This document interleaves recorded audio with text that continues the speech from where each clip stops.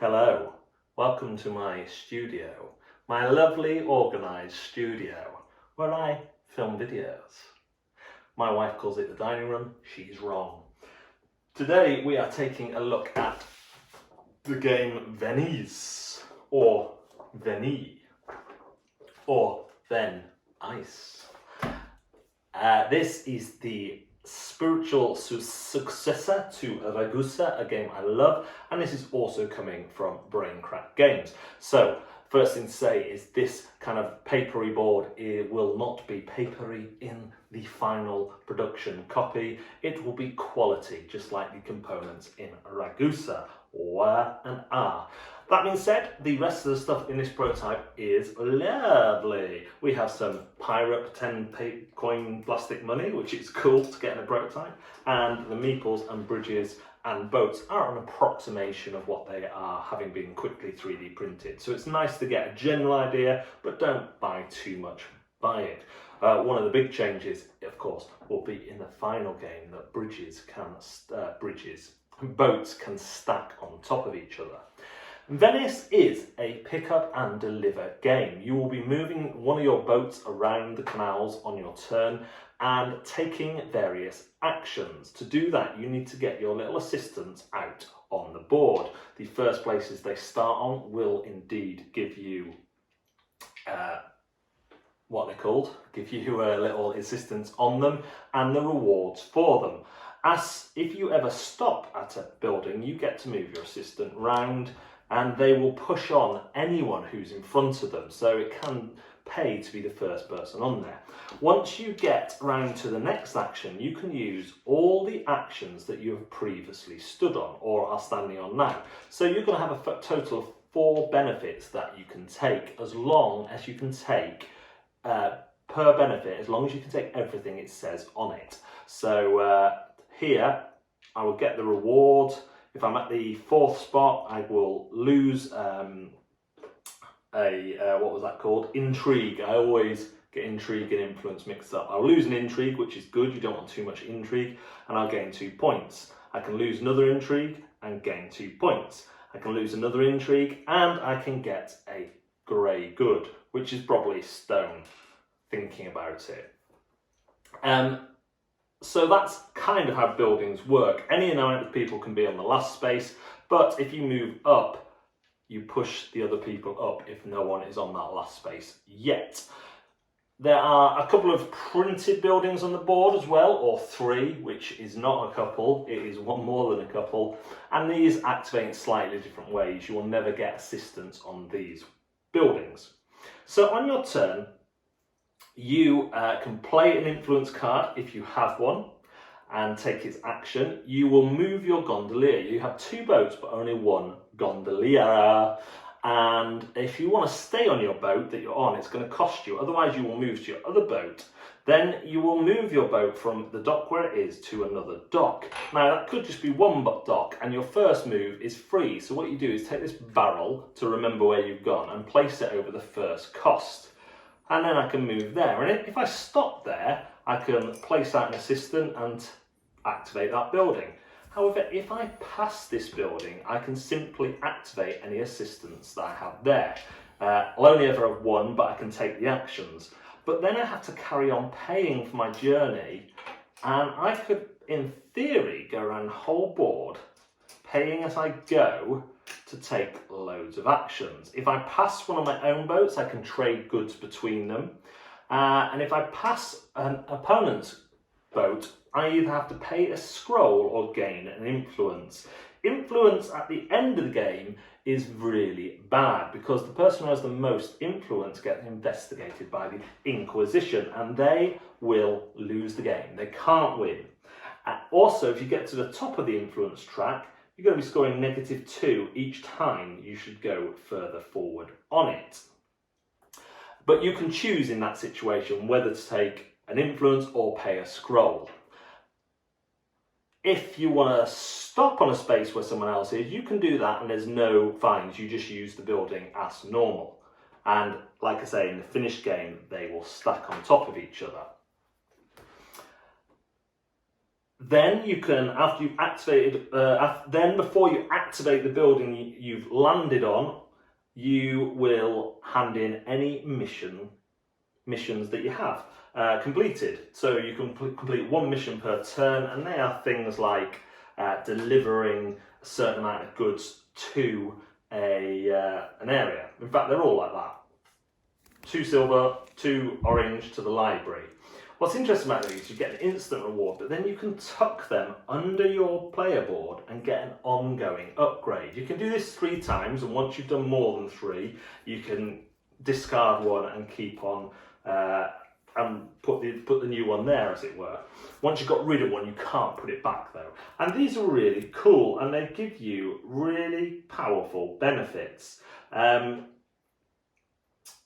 Some have to activate on certain conditions, like when activated in the library, you may receive VP instead of some or all the scrolls. Some activate on buildings, some activate on events. Turns go on like this until either someone has earned enough council favour to hit the marker, which is placed depending on player order, or the last mission card has been drawn.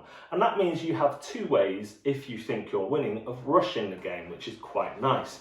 You can quite easily build a loop that gets you a couple, depending on the setup of the buildings, gets you a couple of steps up the council track, the Mage Council track. And if you can get between the Minor Council and the Major Council with both your boats on a kind of loop, then you can manipulate that quite easily. The game starts with you taking relatively quick turns, as you don't have much money, so you can't pay for all the costs, and you just go and get the goods that you can in the most efficient way. But this rapidly becomes a game where your goes, as you get more goods and more resources and more money, you start stretching out your goes a little bit longer. Now, this does, of course, mean it will play into analysis paralysis for some players, but during my plays, and one of them was with a player who really suffers analysis paralysis, for the most part, you are busy planning out what you can do and what you can afford to miss, or what you can afford to take, if you can afford to go past another player in terms of influence and scrolls. Eventually there'll be bridges out over costs, which means that no one pays the cost anymore, but if someone else goes under your bridge, they have to gain an intrigue. So you put the bridges where you think they're going to go most, or where you want to go most, because it negates a cost. And you can build these really clever, intricate patterns. You cannot go and visit a building that you visited before, because you cannot go down a canal that you've already paid for, which is why it is very good to leave the coins on the board so you know which way you've gone. And handily, there's no kind of one-way element of the canals. You can go down and then you can turn and go up here and turn and go around here, as long as you can afford it. And at first I thought there would be more restrictions on the movement, but I'm actually glad that it is so free, because that would just be a step too much in terms of what you're already considering. The variation built into the game is nice. You do not have all the mission cards out in every game. You have a certain amount per player count. The buildings that you place onto the board will be in different places each time you play, and I could see it being fairly easy to add in new buildings to this game.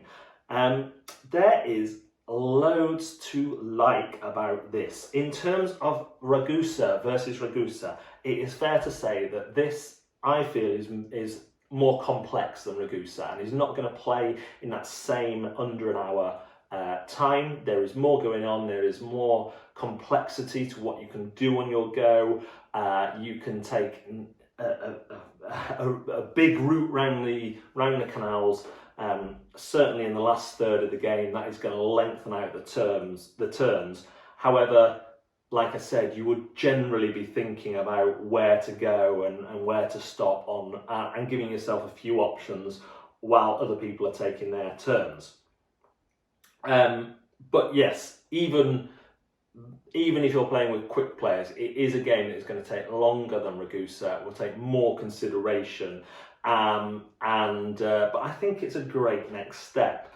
I really like Venice. One of the guys I played with said it was his favourite pick up and deliver game, and he loves pick up and deliver games more than I do, so that was really good feedback. And I think loads of people are really going to like this a lot. The prototype is well done, the rules are already well done with formatting that they will have in the final game. There was one card that in one particular game felt overpowered because it was able to be activated at a few buildings rather than just one, and it stopped the player taking influence on negative benefits. So normally, where are we? Let me find a building. So there's one here: pay a coin, get an influence, and get an intrigue and get an influence card. Now they could just get the rest of the stuff without taking the intrigue, but the intrigue is kind of integral to taking some of those moves. Get one intrigue, get 2 scrolls. So that felt really powerful when those buildings where you would gain intrigue were close together, particularly with the mint, which has 2 spots where you have +1 intrigue and +4 coins. So normally for anyone else that would be 2 intrigue if they've got an assistant round to that far round the board. That would be 2 intrigue, but they're getting 8 coins, whereas this player just got 8 coins every time with no intrigue. And that was the only power we've encountered where it felt a little bit overpowered. I sent some questions back to the dev and they are looking at that. But everything else felt balanced. We were jealous of each other's powers in good ways. And yeah, this is definitely a game I want to play more of. It didn't grab me fully as much as Ragusa, but the reason for that is that Ragusa was just so... what do I mean? Ragusa was simple and quick to play, and simple and quick to play games with a lot of depth really grabbed me straight away. This had a lot more meat and it left me thinking, I really want to play this. I really want to play this again. And my group, guys in my group are going to back this straight away. And I'm like 80-90% there, and I do not back a lot of games that I preview. I think if I backed this one, it would be like my 6th or 7th. I haven't even got to 10 yet. But yeah, really super impressed.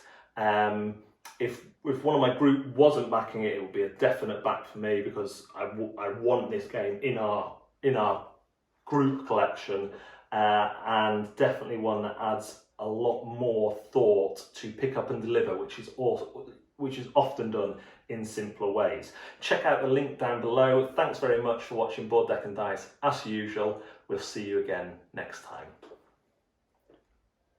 What does the fox say?